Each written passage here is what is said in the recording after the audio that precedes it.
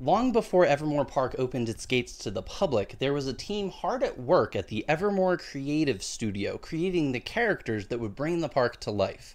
Not too far from Evermore Park is Evermore Studios, and that's where all of the characters are being created. Rather than using generic pre-made assets, Evermore would craft its materials from scratch to give it a distinctive flavor. The team's work started in earnest when they moved into an empty warehouse in January 2017. Logan Long was the studio director. He goes by Logan Claybeard on Insta, and you can see him living up to that moniker here. His job was to work with a talented group of artists to translate the imagination of the story team into practical builds, sometimes on a very tight schedule. With less than 2 years before Evermore's grand opening, Logan and company had to turn this empty warehouse into a creative powerhouse, pumping out enough characters and props and other assets to fill a theme park. In addition to creating and installing characters and scenes, Logan sometimes took shifts as characters. Here he is operating the Fae King, and here he is as the Bridge Troll. Here's Logan's thoughts on the type of work that the studio was responsible for. Everything here from sculpture to molding, casting, armor, paint, mechanics, puppetry, full body suits, and the list goes on.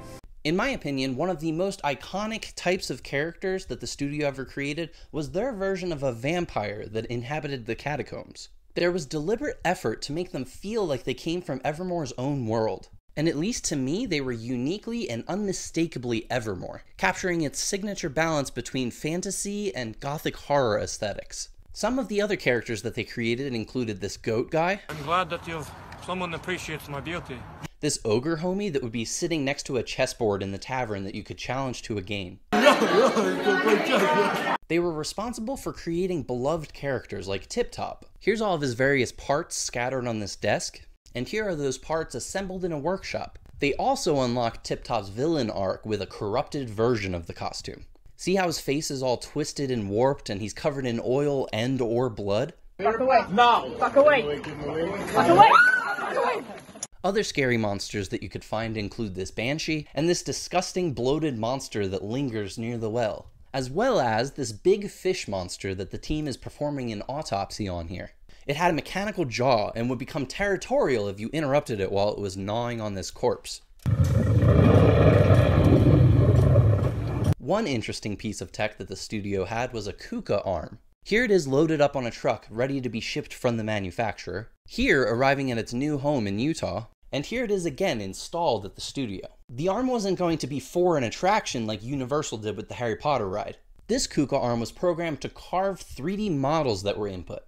But as it did its work, it created a lot of shavings, so they had to build this room to keep it all contained. Otherwise, it would contaminate the entire warehouse. Matt Matson created this custom sign for that room. The studio used this setup to create several dragon heads. This was an interesting case where the shop created things to be sold to others rather than to be used inside of the park. At least one of these dragon heads was sold at Monsterpalooza, and another head was loaded into the back of this truck to be delivered to a different buyer. These weren't the only cases of using this KUKA arm to make something for an outside party. Here's something called the Mauler that they created to be used in this Aquabats episode. From everything I've seen on social media, the team seemed to genuinely be enjoying themselves, at least at the time. Many expressed gratitude for the opportunity to do this type of work, and appreciation for the camaraderie that they shared with their colleagues. Being on the team also provided great learning opportunities. This photo is from when Sir Richard Taylor visited the studio to give instruction. His company, Weta, provided all of the props, costumes, prosthetics, and weaponry for the Lord of the Rings trilogy. And when Ken wanted animatronics, but nobody on the team was experienced with making them, he took them on a tour of Garner Holt's production facility. That's the company that built the animatronics for about 500 Chuck E. Cheese locations. They were also the first outside company to build an animatronic for a Disney attraction, having now built several hundred in Disney parks throughout the world. But as with any job, things weren't perfect. There were some of the things you would expect. Long hours sometimes. But there were also pain points related to confusing or changing direction. Sometimes Ken would have literal Home Depot animatronics that he wanted forced into the mix. And sometimes he wanted cutting-edge, Disney-level, industry-pushing technology. And sometimes the ideas that he or the story team proposed were just not possible in ways that they didn't understand because they weren't versed in the technical side. And sometimes Ken would come into the shop declaring, "Oh, this is crap, we're gonna do something like augmented reality glasses instead." Ken's intent was to dream up something ambitious and inspiring to excite the team. But these artists were working on practical effects, not tech, so these comments left them feeling like their hard work was being dismissed as a waste of time. One hair at a time, one hair at a time. Ken was resistant to using the same puppets or animatronics, believing that once people had already seen them, they wouldn't be interested in seeing them again. This, to me, demonstrates a misunderstanding of what many visitors are hoping to gain from an interactive theme park. People often enjoy getting to know a character and building a connection with them over time. I mean, could you imagine how disheartening it would be having to see Mickey Mouse for a second time? Ken's refusal to simply build something once and then maintain it, choosing instead to constantly push for new ideas, led to the next challenge, money. The Evermore Creative Studio's expenses reached around $50,000 a month. To manage the finances, they brought in Adam, who worked remotely from Las Vegas. He kept a close eye on the budget, but whenever Ken had a preference or idea, he would assert, "I literally own this company," and that would override whatever was planned. As a result, the money had to be pulled from other departments, leaving them scrambling to cover what was expected. Perhaps related to these struggles, the Evermore Creative Studio closed in the spring of 2020. Clarification about what this meant came, of course, not officially from the park, but from Evermore content creators that were searching for answers. This Facebook post references an announcement on Instagram that I haven't been able to find, likely because the Evermore Creative Studios account was separate from the parks and it no longer exists. With the studio's closure came the challenge of what to do with everything that they had created over the last 3 years. They offloaded some of it in an auction that I covered in more detail in a previous video, but that wasn't enough. That's where a specific member of the creative team comes in, who I'll introduce now. Troy Larson was one of Evermore's longest tenured employees. He first joined as an independent contractor in 2014.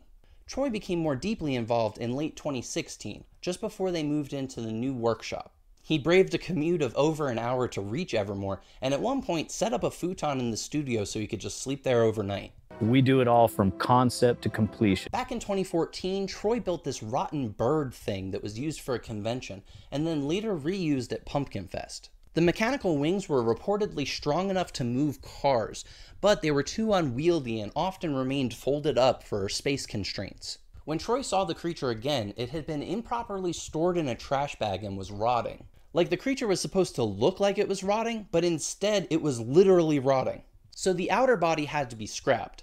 But Troy salvaged the underframe and used it to build the Frost Giant that made an appearance in the park in 2020. Troy also created that boar animatronic that you may have seen around,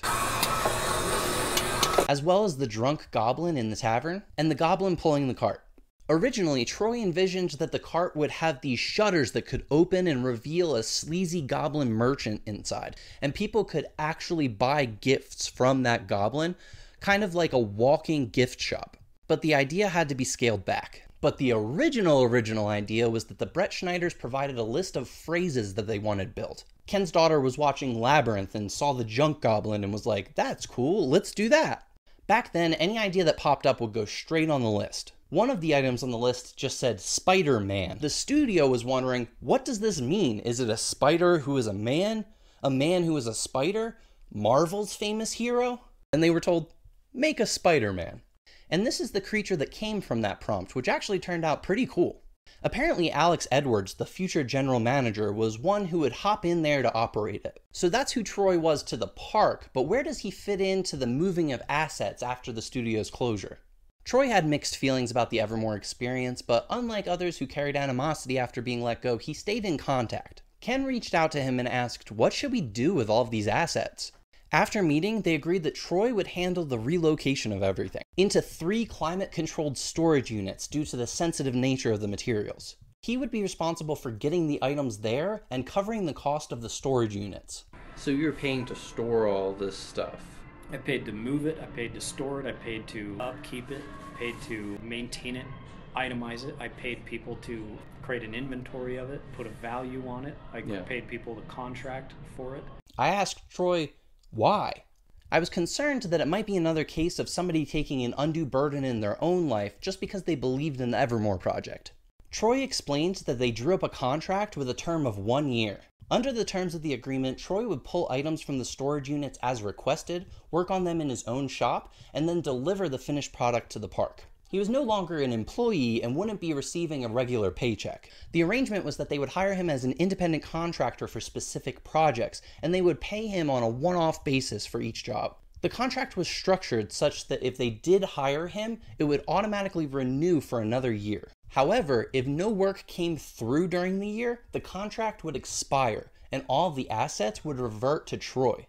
The first year passed without any orders being made to Troy, so the contract expired as soon as was possible. The combined value of the assets that became Troy's was estimated to be about $250,000, but they weren't in great shape. The pneumatic tubes, wires, and other components for the Spider-Man were left exposed and accumulated dirt, which ruined them.